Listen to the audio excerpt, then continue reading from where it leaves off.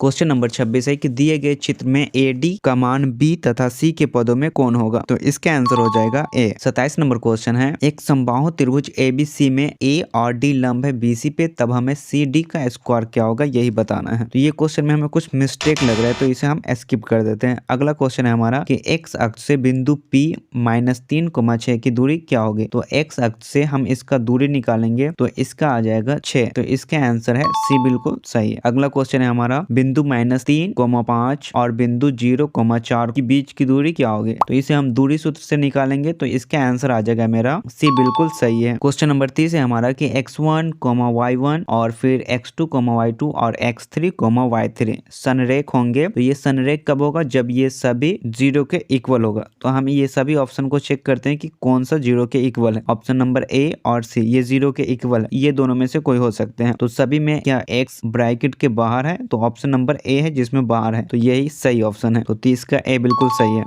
31 number question है हमारा -4,3 तथा -8,6 की स्थिति किस पाद में है? तो ये x माइनस में है और y प्लस में, तो ये सेकेंड कोऑर्डिनेट में होते हैं यानी द्वितीय पद में। तो इसका आंसर B है। अगला क्वेश्चन है हमारा 32 नंबर, मीनार के पाद से 50 मीटर दूर स्थित बिंदु पर मीनार का उन्नयन कोण 60 डिग्री हो तो मीनार की ऊंचाई क्या होगा? तो जब हम इसे सॉल्व करेंगे तो मीनार की ऊंचाई यहाँ पे h मान लेंगे और ये पॉइंट पे उन्नयन कोण 60 डिग्री है, तो इसका आ जाएगा यहाँ पे 50 और यहाँ पे हम 10 60 डिग्री लेंगे तो 10 60 डिग्री बराबर h बटा में 50 इक्वल टू √3। तो यहाँ पर h का मान आ जाएगा 50√3। तो 32 का A बिल्कुल सही है। अगला क्वेश्चन है हमारा, ये भी बिल्कुल सेम क्वेश्चन है, तो इसमें हम बस 50 की जगह पे 100 कर देंगे तो इसका आ जाएगा A, इसका बिल्कुल सही है। अगला क्वेश्चन है हमारा, एक पतंग की छाया की लंबाई पतंग की ऊंचाई के √3 गुना है तो सूर्य का उन्नयन कोण क्या होगा? पहले पतंग की ऊंचाई को h मान लेंगे तो इसकी छाया की लंबाई h गुना √3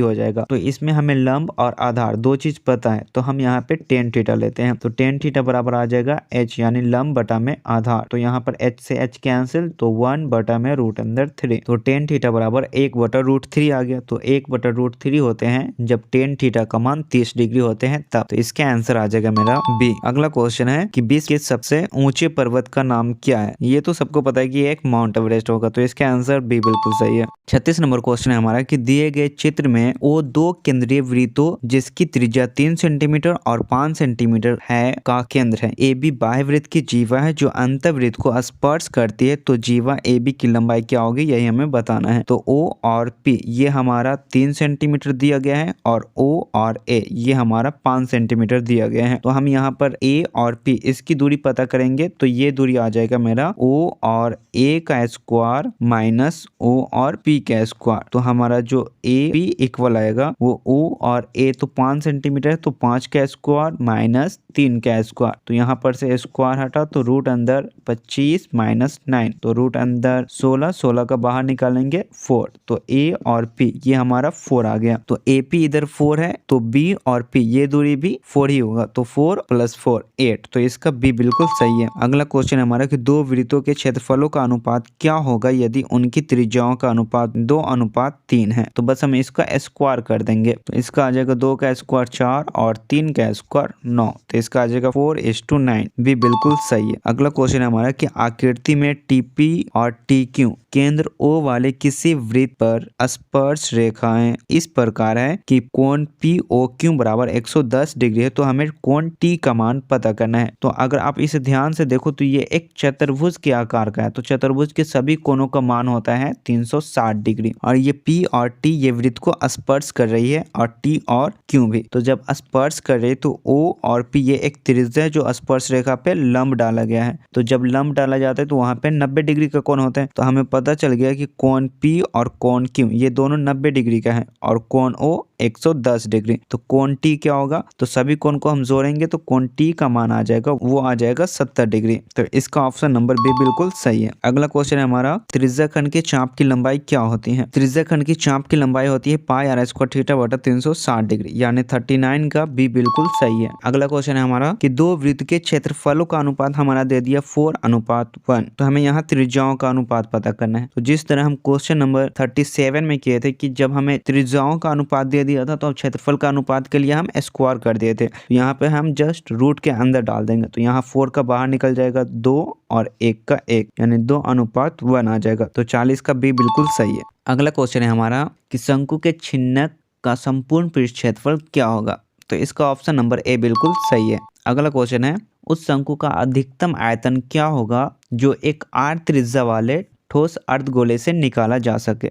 तो यहाँ पर अर्धगोला के अंदर से अगर हम किसी शंकु को निकालेंगे तो उस शंकु की त्रिज्या क्या होगी? जो अर्धगोले की त्रिज्या होगी, और उस शंकु का हाइट भी अर्धगोले की त्रिज्या के बराबर होगा। तो एक शंकु का आयतन होता है 1/3 पाई r स्क्वायर h, और यहाँ पर h r के इक्वल है, तो यहाँ पे हम r डाल देंगे, तो यहाँ पे आ जाएगा 1/3 पाई r square h। Option number A बिल्कुल सही है। अगला क्वेश्चन है हमारा एक गोले का पृष्ठ क्षेत्रफल जब हमारा दे दिया कि 154 सेंटीमीटर स्क्वायर हो तो गोले का आयतन क्या होगा? तो हम यहाँ से अगर r निकालेंगे तो हमारा r यहाँ पे निकल जाएगा 7/2। तो गोले के आयतन क्या होते हैं? तो गोले के आयतन होते हैं 4/3 पाई r³ में मान डालेंगे तो इसका फाइनल जो हमारा आंसर ऑप्शन नंबर ए बिल्कुल सही होगा। अगला क्वेश्चन है हमारा कि किसी ठोस गोले के पृष्ठ क्षेत्रफल आयतन के बराबर हो तो उसकी त्रिज्या क्या होगी? तो जब इसका पृष्ठ क्षेत्रफल 4 पाई r² बराबर हो 4/3 पाई r³ का, तो यहाँ हम r³ को लिख सकते हैं r² इंटू r, तो r² से r² कैंसिल, 4 से 4 कैंसिल, पाई से पाई कैंसिल, तो जो मेरा r बराबर आएगा वो आएगा 3। तो 44 का ए नंबर बिल्कुल सही है। अगला क्वेश्चन है हमारा किसी छिन्नक के